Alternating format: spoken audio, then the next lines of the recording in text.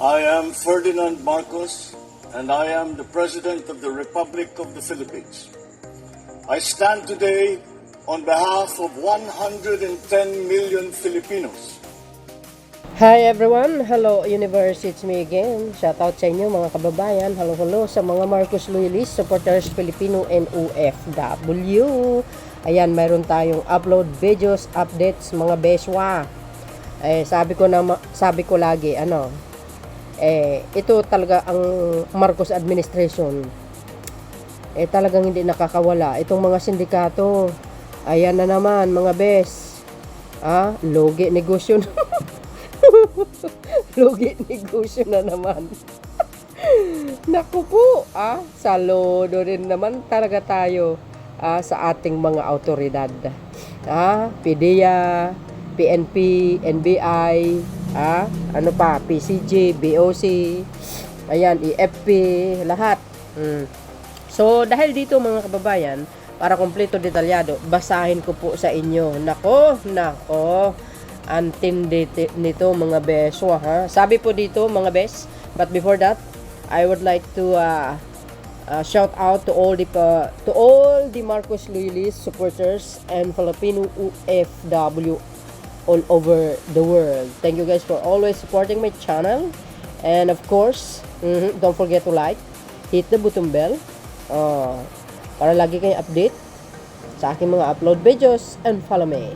Sa mga DDS nagmamas report sa akin, sige, nagagalit kayo sa mga upload ko, sa mga pinopost ko, kasi kaya kayo nagkaganyan dahil yung poon nyo walang ambag sa bayan. Ayan, wala kayong maibubutas. I know kasi nag-message si Google sa akin, your account, your channel being reported. Ay wow, social, galing nyo kaya likes tayo mga best, sa aking mga kababayan nanonood sa akin, sa mga sumusuporta sa ating channel, of course sa ating mahal na Pangulo, pa-likes naman mga kababayan para alam ni YouTube na maganda po ang ating mga video. Okay, eto na, basahin ko po sa inyo para kompleto, detalyado. Dito mga kababayan, substandard iPad size in Binondo Red 3 Chinese knob. Goes. Talaga naman. Chinese na naman.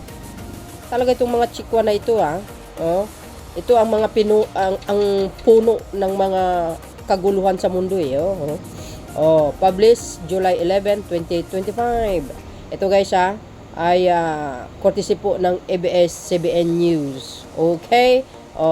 Para kompleto detalyado, basahin po natin ng buo. Talaga naman. Kaya nga sabi ko pag may nagtatanong, ano yung gamit mo? Sabi ko, ito, made in Japan. Sasabihin sa akin mga friends ko, okay, boilin ng made in China. Walang kwenta yan, sabi nga. Kaya ito guys, tingnan nyo sabi sa inyo sabi dito mga kababayan, the Criminal Investigation and Detection Group, which is ang CIDG, ayan, saludo tayo sa mga autoridad natin, CIDG, ayan, arrested 6 individuals including 3 Chinese national, ayan na naman, for allegedly selling substandard cellphones and tablets in Manila, Binondo District. Sa ating mga kababayan, maingat kayo sa mga binibenta ng mga yan. Yan po ay PK. Malugi kayo dyan, sayang pera nyo lang. Si IDG Acting Director Brigadier General Romeo Macapas said the suspect were apprehended during an operation on July 5 along Alvarado Street. Yan ngayon lang pinablis because guys, itong mga produkto na ito, ng mga iPad na ito, iPhone, binibigyan sila ng 15 days to submit their documents if these products are legal or illegal, 'di ba? Yan. But because there's no complete document or undocument, mga kababayan, means smuggle ito. Illegal ito. Oh, ayaw nila magbayad ng malaking tax, guys, ha. Milyon-milyon ang tax nito. So, tuloy, sabi dito, mga kababayan, sabi po ng CIDG, Anti-Organized Crime Unit, EOCO, ayan, EOCU, and coordination with the National Telecommunication Commission, which is ang NTC, confiscated 37 iPhone units and 263 iPad units with an estimated total value of 3.5 million. Agay. Okay? Naka-display ito sa warehouse nila. Anytime bibili ka, magsabi ka lang. Nandoon sa kanila, baka mas marami pang iba ang mayroong lang na sa paligid natin. Ayan, sabi ni Macapas told the reporters at the Camp Crame. Ay nako, kayo talaga, no? Wala kayo talaga kadala-dala. Ha? Oh, alam niyo mga imitation lang mga ano niyan eh, yung mga produkto nila. Oh, bumili kayo doon sa talagang di kalidad, mga branded baga. Oh, kahit mahal 'yan, basta branded, maganda, original, long lasting pa ang paggamit niyo 'yan. Ha? Haba ang buhay niyan. Maabot pa yung 7 years, 10 years. Eh yung mga ganyan, 3 months lang, wales, sira na. Goodbye ang pera. These were displayed in the warehouse. Anytime if you want to buy, in English lang, just to tell them and they'll hand it over. There might be more being sold around us. Mayroon dyan, marami dyan sa gilid-gilid. Maniwala kayo dyan. Ang laki-laki ng Tondo, Manila. Naku, nagkakalat tong mga ito eh. Nagkakalat talaga ng tae sa paligid ng Pilipinas eh. Oo. Pati yan dyan sa West Philippines sa kaguluhan dyan, sila ang pasimuno. Pati dito sa loob ng Pilipinas, dyan sa Pogo, sila din ang pasimuno. Kala, grabe itong mga ito. Pati yung mga kontrabando na lumilitaw dyan sa dagat, sila din ang pasimuno. Pangalan nila nadadawit. Ewan ko dito. Sa mga ito.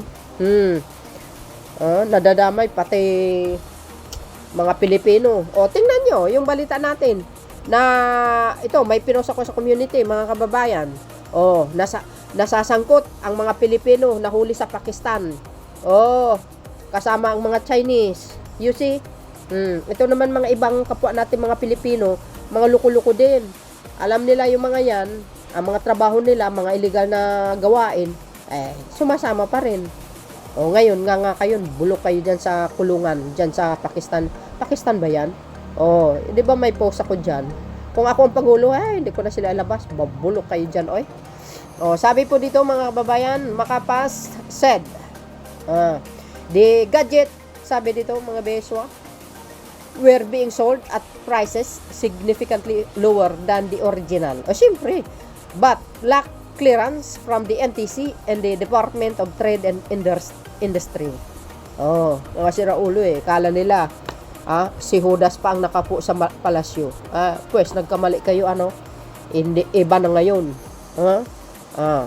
Iba na ngayon. Mas maangas ang nakaupo sa palasyo ngayon. Tahimik nga, pero mapangadig ang galaw. Tingnan nyo yan. Sakuti kayo talaga, So, the CIDG chief said the operation was part of the police campaign to protect consumers from the dangers of the substandards and counterfeit electronics which pose safety hazard and violate intellectual property and trade regulation. Siyempre, pag nakita natin ang isang unit na substandard, maraming hazard yan.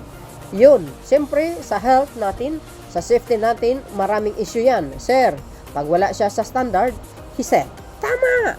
Diba? Mamaya yan, makabili kayo niyan. Pag sinaksak nyo, na-overheat, pumutok sa tabi nyo, sunog ang buhok nyo kasi substandard eh. Ako napapansin ko guys, sa talagang original minsan nakakalimutan ko, naisaksak ko yan na sobrang sa na overdue sa pagcha-charge, okay pa rin. Hindi siya mainit talaga as in. Talagang cool na cool. Sabi ko ganito talaga yung mga original. Yung mga ganyan, pag sinaksak mo yan, kahit hindi na na overcharge, pag yan uminit, sumabog, hindi mo alam pala nasunog na yung buhok mo. Di ba mga bes? Yan ang pinakaiwasan nyo, ha? Na mag-charge kayo sa gabi. Iwasan nyo yan. Bago kayo matulog, tanggalin yung saksakan para iwas disgrasya. Yan ang paalala natin sa ating mga kababayan. Minsan, lalo na sa mga ulyanin tulad ko. Mag-memo mag-memo plus kayo mga bes. Para hindi kayo nakakalimot. Hindi, real talk tayo Totoo yung sinabi ko mga kababayan I'm not joking. Of course, when we see a substandards unit, it comes with the many hazards to our health. Our safety, there are many issues, sir, when it doesn't meet the standard. Di ba guys? Ano po ang kapalagayan nyo? Hindi kayo mapalagay, Kasi involved dito mga Chinese, di kayo naloka. Yun, mga kababayan, ano po ang komento nyo? Hindi talaga sila nakakalusot, Bantay sa lakay talaga.